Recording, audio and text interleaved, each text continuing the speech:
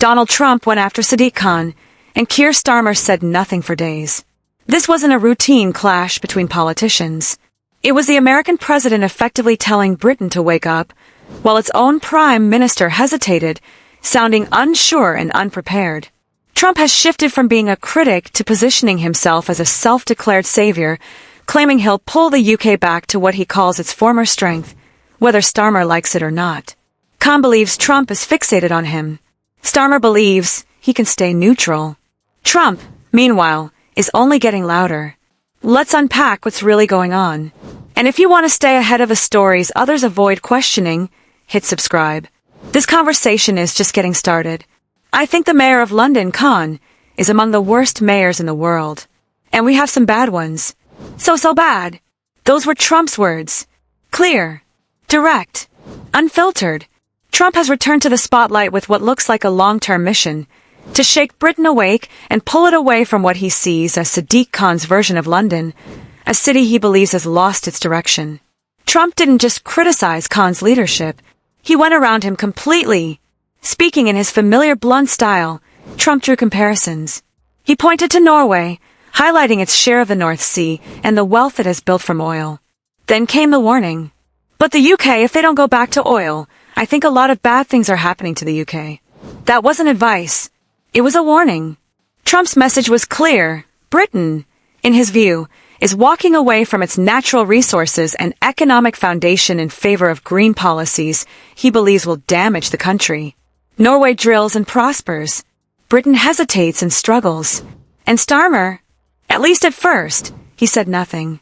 But Trump didn't stop with energy. He moved quickly to the issue that has defined much of his political identity, immigration. You know that their immigration policies are so bad. It's so bad. Destroying our beautiful Europe. Beautiful Europe. That phrase matters. Trump speaks about Europe as it once was, before what he calls damaging policies and cultural change. He then turned his focus squarely on Britain, offering what he framed as blunt honesty. He accused European leaders of weakening their countries by prioritizing political correctness. In Trump's view, trying not to offend has become a national weakness. He argued that Europe, and Britain along with it, has tied its own hands while serious problems continue to grow. Trump has never softened his language on immigration. He has repeatedly targeted policies that allow large-scale migration, often focusing on migrants from African and Muslim-majority countries. This time, his message was even starker. Europe is a different place. If that keeps going the way it's going, in my opinion, many of those countries will not be viable countries any longer, Trump said. Their immigration policy is a disaster. Not viable countries anymore. That's not casual talk. That's an American president suggesting Europe is heading toward collapse. When asked whether he was interfering in Europe's internal affairs, Trump avoided a direct answer. He said his priority was the United States, but he did not rule out supporting specific candidates or parties in UK elections. The implication was serious. The US president might openly take sides in British politics. And here's the part that unsettled many in Westminster. Starmer saw this coming. Trump had been building toward these statements for weeks.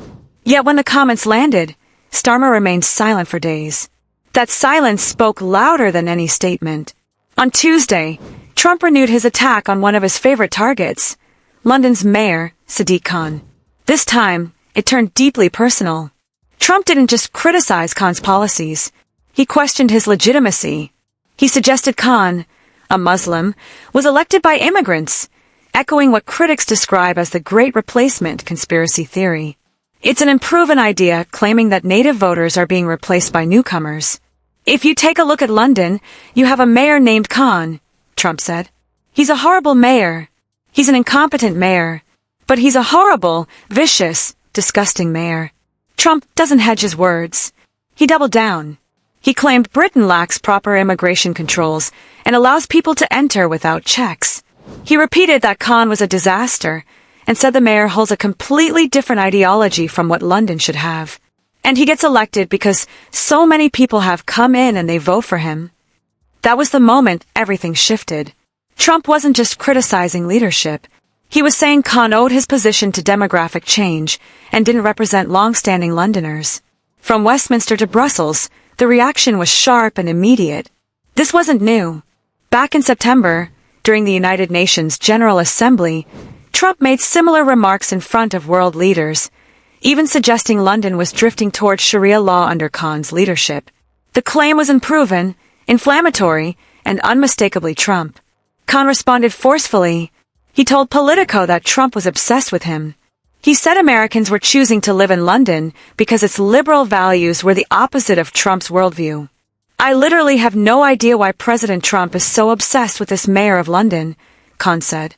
I'm not sure what he's got against a liberal, progressive, diverse, successful city like London.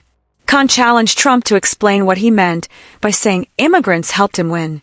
I think it's for President Trump to explain what he means by that. I'm unclear, he said. Unclear, perhaps, but Khan knew exactly what Trump was implying. Khan also made a broader point. I think the one thing President Trump has got right is that London is becoming a different place. We are the greatest city in the world. That's the line Khan is standing on. Change, in his view, equals success. Diversity equals strength.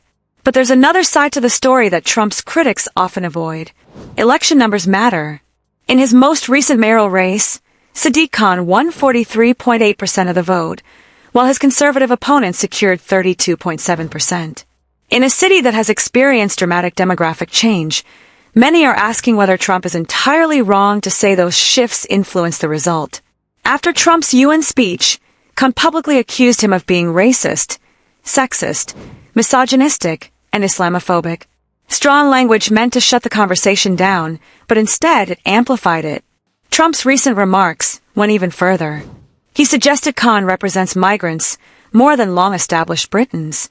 That argument echoes ideas found in a recent U.S. national security strategy document, which frames European immigration policy as a strategic weakness. Pause on that. America's official security planning now treats European immigration as a vulnerability, not a humanitarian issue, but a threat. So where was Keir Starmer? For days, Starmer said nothing. He avoided direct answers. He played the careful diplomat. Inside his own Labour Party, frustration grew.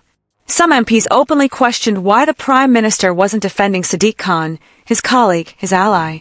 Eventually, on Wednesday, Starmer's spokesperson released a statement saying Trump's comments were wrong, and that Starmer was proud of Khan's record and proud to call him a colleague and a friend. But by then, the damage was done. Starmer looked hesitant, caught between defending British values and maintaining this special relationship with the United States. It's the central dilemma of modern British leadership. Challenge Trump and risk angering a powerful ally. Stay quiet and look weak at home. Starmer chose silence first, then a careful defense. And in politics, hesitation is costly. Here's the deeper issue beneath all of this. This isn't really about Khan. And it's not just about Starmer. It's about a question facing the entire West.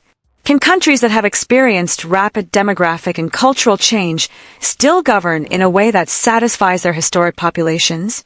Trump believes the answer is no, unless those countries reverse course and reclaim what he sees as lost sovereignty.